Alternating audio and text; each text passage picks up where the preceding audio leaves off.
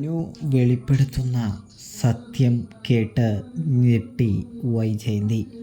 അങ്ങനെ പ്രിയ പ്രേക്ഷകരെ, കൂട്ടുകാരെ, ഇന്ന് നമ്മുടെ മഴ തോരും മുംബൈയിൽ അലീനയുടെ താണ്ഡവം തന്നെയാണ് നടക്കുന്നത്. അലീന ജോലിക്കാരുടെ അനുസരണയെക്കുറിച്ച് പപ്പയോട് പറയുന്നത് കാണാനായിട്ട് കഴിയുന്നുണ്ട്. കൂടാതെ പൗലോസിൻ്റെ കാര്യത്തിൽ ഏതാണ്ട് തീരുമാനമൊക്കെ ആകുന്നുമുണ്ട്. പൗലോസിൻ്റെ അഹങ്കാരത്തിന് അലീന നല്ല രീതിയിൽ തന്നെ അറുതി വരുത്തുന്നുണ്ട് എന്ന് കാണാൻ സാധിക്കും. അതുകൊണ്ട് തന്നെ പൗലോസ് ഇപ്പോൾ ഒന്ന് പത്തി മടക്കിയിട്ടുണ്ടെന്ന് കാണാം. അലീന ചെല്ലുമ്പോൾ അലീനയ്ക്ക് വേണ്ട റെസ്പെക്റ്റൊക്കെ പൗലോസ് പയ്യെ കൊടുത്തു തുടങ്ങുന്നുണ്ട്. കാരണം അലീന പറയുന്നുണ്ട്, താൻ സ്റ്റാലിയുടെ മോളാണെങ്കിൽ ഇവിടെ നിങ്ങൾ ജോലി ചെയ്യുന്നത് താൻ തടയുമെന്ന്. ഇതേ സമയം പൗലോസ് ആണെങ്കിൽ സ്റ്റാലിയെ നോക്കുമ്പോൾ സ്റ്റാലി ആണെങ്കിൽ ഒന്നും മിണ്ടാതെ നിൽക്കാണ്. അപ്പോൾ തന്നെ പൗലോസിന് കാര്യം മനസ്സിലാകുന്നുണ്ട്, ഇവക്ക് പവറും അധികാരവും ഒക്കെ ഉണ്ട്. അതുകൊണ്ട് തന്നെ ഇവളുടെ അടുത്ത് പ്രശ്നത്തിന് പോയി കഴിഞ്ഞാൽ താൻ എന്തായാലും പരാജയപ്പെടും, ഈ വീട്ടിലെ ജോലി നഷ്ടപ്പെട്ട് പുറത്താക്കപ്പെടും. അതുകൊണ്ട് തന്നെ നല്ല രീതിയിൽ അലീന കുഞ്ഞിനോട് പെരുമാറാമെന്ന് ചിന്തിക്കുന്ന പൗലോസ്, ഇവിടെ നമ്മുടെ അലീന അങ്ങനെ പെരുമാറിയത് ഇഷ്ടപ്പെടാതെ സ്റ്റാൻലി ഓരോന്നൊക്കെ അലീനയെ മുറിയിൽ കൊണ്ടുപോയി പറയുന്നത് കാണാൻ കഴിയുന്നുണ്ട്. ഇതേ സമയം നമ്മൾ അലീന പറയുന്നുണ്ട്, പപ്പയുടെ ഭാഗത്തു നിന്ന് നോക്കുമ്പോൾ പപ്പ ചെയ്യുന്നതും ചെയ്തതും എല്ലാം ശരി തന്നെയാണ്. കാരണം പപ്പ നല്ല രീതിയിലുള്ള വിഭവസമൃദ്ധമായ ഭക്ഷണവും കാര്യങ്ങളൊക്കെയാണ് കഴിച്ച് വളർന്നത്. അത് ശരിയാണ്. വലിയ ഊണുമേശയിലിരുന്നാണ് കഴിച്ചത് എന്നതും ശരി തന്നെയാണ്. എന്ന് കരുതി പപ്പ ഇങ്ങനെ ഫുഡ് വെറുതെ കാട്ടിക്കളയാനുള്ളതല്ല എന്ന് പറയുന്നു. ഒരുപാട് അലീനമാർ അനാഥാലയത്തിൽ ഇപ്പോഴും ഉണ്ട് എന്ന് പറയുന്നു. അവർക്കൊരു നേരത്തെ ഭക്ഷണം കൊടുക്കുന്നത് ഏറ്റവും വലിയ പുണ്യമാണെന്ന് അലീന പറഞ്ഞു വയ്ക്കുന്നു. കൂടാതെ പപ്പയുടെ ഈ ആർഭാട ജീവിതം തനിക്ക് താങ്ങാവുന്നതിനും അപ്പുറമാണ് എന്ന് അലീന പറയുന്നു. താൻ ഒന്നുമില്ലായ്മയിൽ നിന്നും വന്നവളാണ്. അതുകൊണ്ട് തന്നെ തനിക്ക് ഇങ്ങനെ ഭക്ഷണവും കാര്യങ്ങളൊക്കെ വേസ്റ്റാക്കുമ്പോൾ തനിക്ക് നല്ല സങ്കടവും വിഷമവും ഒക്കെ ഉണ്ട് എന്ന് പറയുന്നത് കാണാൻ സാധിക്കുന്നു. ഇവിടെ സ്റ്റാലിയാണെങ്കിൽ അലീനയെ പറഞ്ഞ് മനസ്സിലാക്കാൻ ശ്രമിക്കുന്നു.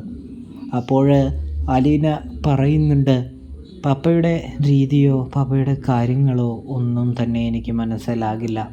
കാരണം വേറൊന്നുമല്ല, ഞാൻ പപ്പയെപ്പോലെ ധൂർത്ത് ഇഷ്ടപ്പെടാത്ത ഒരാളാണ്. പപ്പയ്ക്ക് ധൂർത്താണ് എപ്പോഴും എന്ന് പറയുന്നു.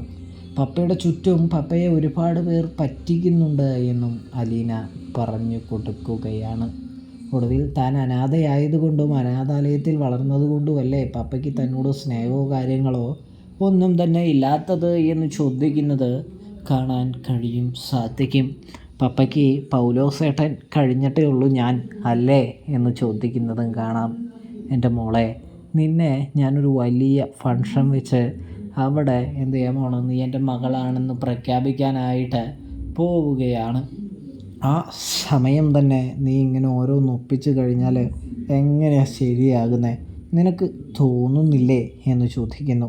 ഞാൻ പറഞ്ഞ വാക്ക് കേൾക്കാതെ നീ പോയപ്പോൾ നീ എനിക്ക് എത്രമാത്രം വില തരുന്നുണ്ട് എന്നും സ്റ്റാൻലി അലീനയോട് ചോദിക്കുന്നു. ഇതേ സമയം അലീന തൻ്റെ തെറ്റ് മനസ്സിലാക്കി സ്റ്റാൻലി പപ്പയുടെ അടുത്ത് പപ്പ ക്ഷമിക്കണമെന്ന് പറയുന്നത് കാണാൻ കഴിയും.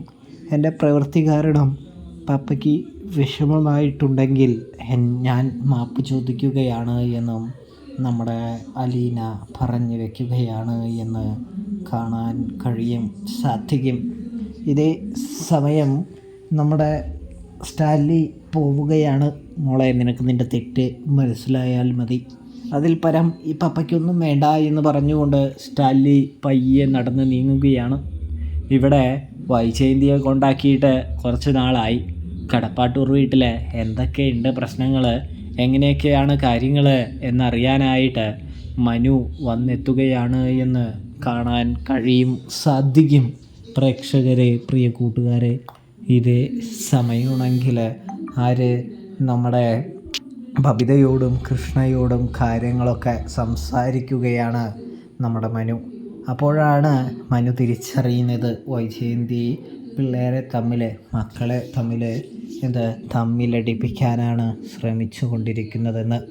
അതുകൊണ്ട് തന്നെ ഇത് ഇങ്ങനെ വിട്ടാൽ പറ്റില്ലെന്നും കൃത്യമായ ഒരു ശിക്ഷയും കാര്യങ്ങളും കൃത്യമായ ഒരു ഭയവും കൊടുക്കണമെന്ന് വിചാരിക്കുന്ന മനുവാണെങ്കിൽ വൈജയന്തിയുടെ അടുത്തേക്ക് മെല്ലെ ചെല്ലുകയാണ്.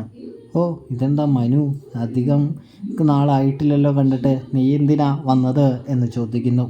അല്ല, ഞാൻ അങ്കിളിനെയൊക്കെ ഒന്ന് കാണാൻ, പിന്നെ ആൻറ്റിയുടെ ഭരണച്ചിട്ടകളൊക്കെ പരിഷ്കാരങ്ങളൊക്കെ ഒന്ന് കാണാൻ വന്നതാണ് എന്ന് പറയുമ്പോൾ, എന്താ മനു നീ ഒരു ആക്കിയ രീതിയിൽ പറയുന്നത് എന്ന് ചോദിക്കുമ്പോൾ, പിന്നെ ഞാൻ എന്ത് പറയാനാണ്, മക്കളെ തമ്മിൽ തല്ലിക്കാൻ നോക്കുന്ന അമ്മയുടെ അടുത്ത് എന്ത് പറഞ്ഞിട്ട് എന്താ കാര്യം എന്ന് ചോദിക്കുമ്പോൾ, ഓ അപ്പം അതാണ് അവൾ നിന്നോട് പറഞ്ഞതല്ലേ എന്ന് ചോദിക്കുമ്പോൾ, തീർച്ചയായിട്ടും അത് തന്നെയാണ് എന്ന് പറയുന്നു.